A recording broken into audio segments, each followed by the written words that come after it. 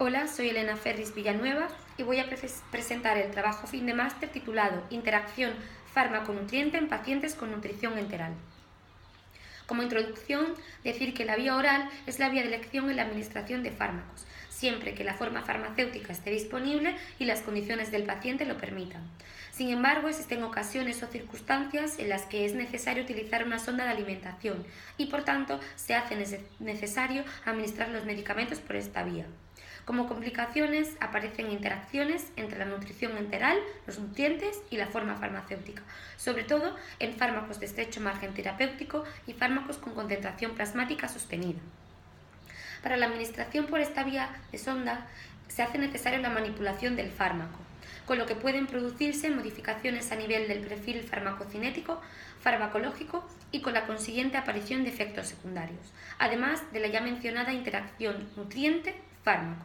Además, puede verse afectada la cantidad, la composición de los nutrientes y el momento de la toma, junto con las variaciones inter- e intraindividuales. Soluciona este problema la formación de un equipo multidisciplinar formado por médicos, enfermeros, farmacéuticos y nutricionistas.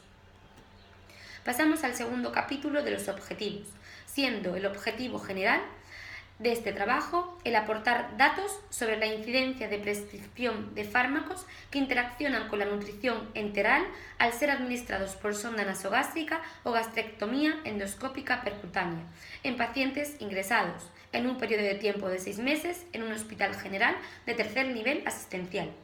Como objetivos secundarios se encuentran detallar la toma de decisiones para la elección de la forma farmacéutica más adecuada. En segundo lugar, describir las alternativas terapéuticas existentes. Y por último, proporcionar información de las recomendaciones al alta en el caso del que el paciente siguiera un tratamiento crónico. Pasamos al tercer capítulo de la metodología. El estudio es un estudio descriptivo, observacional, retrospectivo. Como variables dependientes e independientes se encuentran datos demográficos, edad y sexo, diagnóstico de ingreso e indicación de la inyección de la sonda, tipo de sonda colocada y complicaciones posteriores al procedimiento de la inyección de dicha sonda, y tiempo de permanencia de la sonda y número de medicamentos pautados para ser administrados por esta sonda y los fármacos que interaccionan según nuestra guía elaborada por el Servicio de Farmacia del Hospital General Universitario Santa Lucía de Cartagena. Como muestra del estudio, participaron un total de 210 pacientes. Estos pacientes estuvieron ingresados en nuestro hospital, en el Hospital General Universitario Santa Lucía de Cartagena, en un periodo de 6 meses y fueron portadores de sondas de alimentación. El seguimiento de estos pacientes se llevó a cabo hasta que el paciente fue dado de alta por curación, por mejoría o bien por éxitos. La captación de los sujetos. Los datos fueron recogidos a través de una aplicación informática llamada Selene, a través de la cual se obtuvieron los listados de pacientes portadores de sonda y los datos de la medicación prescritas en cada uno de estos pacientes. Como criterios de inclusión fueron pacientes mayores de 18 años, que estuvieran ingresados durante este periodo de tiempo de estudio, que fueran portadores de sonda de alimentación, y los criterios de exclusión fueron pacientes en los que la colocación de la sonda fue inferior a 24 horas. Bien, la evaluación. El trabajo, nuestro protocolo de trabajo, fue puesto en marcha en todas las plantas de hospitalización en las que existieran estos pacientes que hemos descrito anteriormente. Quedan excluidos de este estudio pacientes que se encontraron en el hospital de día y pacientes postquirúrgicos. Para el tratamiento estadístico de los datos se empleó el programa SPS Statistics versión 20. Se ha obtenido la media y la desviación estándar de las variables cuantitativas y la frecuencia en porcentaje para las variables cualitativas.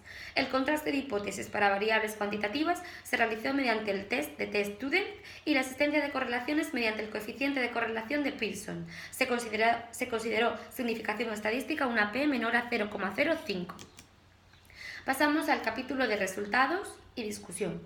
En el periodo de tiempo estudiado se incluyeron, como hemos dicho, 210 pacientes, 104 hombres, un 49,5% del total, y 106 mujeres, el 50,5% del total, con una edad media de 73,57 más menos 12,56 años. En este cuadro, en esta tabla, aparecen otros resultados, que son: como intervención farmacéutica se realizó en 175 pacientes, el 83,33% del total. El número medio de medicamentos prescritos fue 6,12 más menos 2,06 fármacos, y el número medio de intervenciones farmacéuticos fue de 3,48 más menos 1,13 intervenciones por pacientes. En esta tabla aparecen los fármacos en los que se realizó intervención farmacéutica, siendo la acetilcisteína, el almagato, amoxicilina clavulánico, captopril, ciprofloxacino, clometiazol, domperidona, ferroglicina, haloperidol, el hierro 3-proteinsuccinato, lactulosa, levodopa benseracida, levodopa carbidopa, levofloxacino, levotiroxina, megestrol, metoclopramida, potasio ascorbato, repaglinida, riluzol, sucralfato, sulfametoxazol y tamsulosina. En estos pacientes que han sido sometidos a este estudio, hay que decir que del total de medicamentos pautados, un 31%, según la guía de administración de medicamentos por sonda elaborada, como hemos dicho anteriormente, en nuestro hospital, eran incompatibles con la administración de nutrición enteral o bien requerían alguna recomendación específica.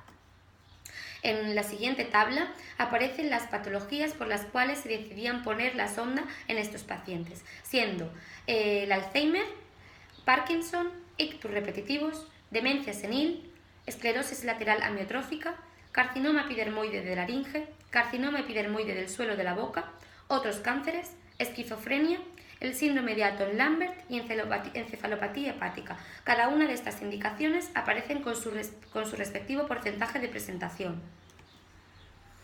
En la siguiente diapositiva aparecen los tipos de sondas y el porcentaje de distribución en nuestros pacientes estudiados, siendo la principal la sonda nasogástrica, en segundo lugar la PEG y en tercer lugar la yeyonostomía. Pasamos, en último lugar, al capítulo de conclusiones. Sobre el análisis descriptivo de la población de estudio. Las características demográficas no difieren de los otros estudios de pacientes con nutrición enteral por sonda, con un 72% de los adultos mayores de 65 años, siendo este resultado similar al estudio realizado en un hospital nacional llamado Nacional Edgardo Rebagliati, en Perú, en el año 2004, en el que el 64% de la población era mayor de 65 años. Los diagnósticos de la población de estudio, en términos generales, también son superponibles a otra serie de estudios de pacientes con nutrición enteral, donde predominan pacientes con enfermedad neurológica y neoplásica. Las características de la nutrición enteral y la duración tampoco difieren sustancialmente de otros estudios publicados en nuestro país. El consumo de fármacos en estos pacientes es muy elevado, casi 7 fármacos de media por paciente.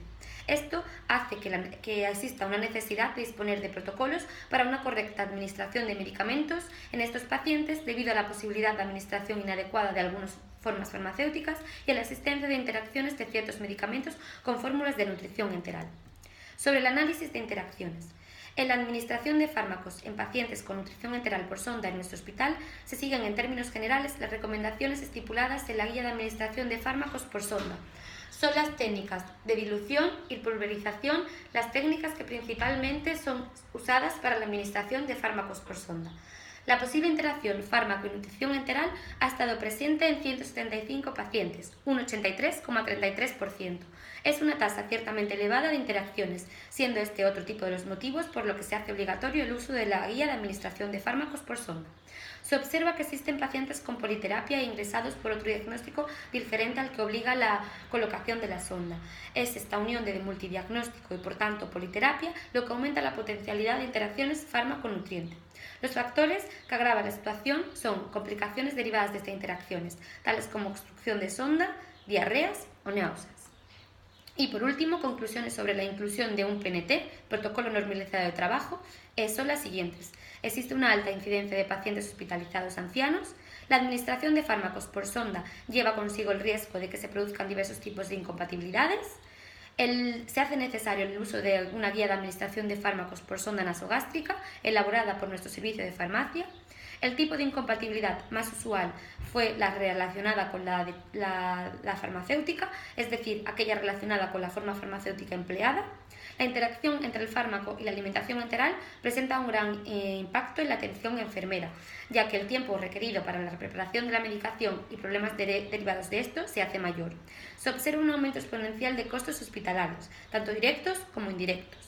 El farmacéutico juega un papel importante en la prevención y detección de estas incompatibilidades. Y por último, se concluye la necesidad de una estrecha colaboración con un equipo multidisciplinar, como hemos comentado al principio de la presentación, formado por médicos, enfermeros, farmacéuticos y nutricionistas. Muchas gracias.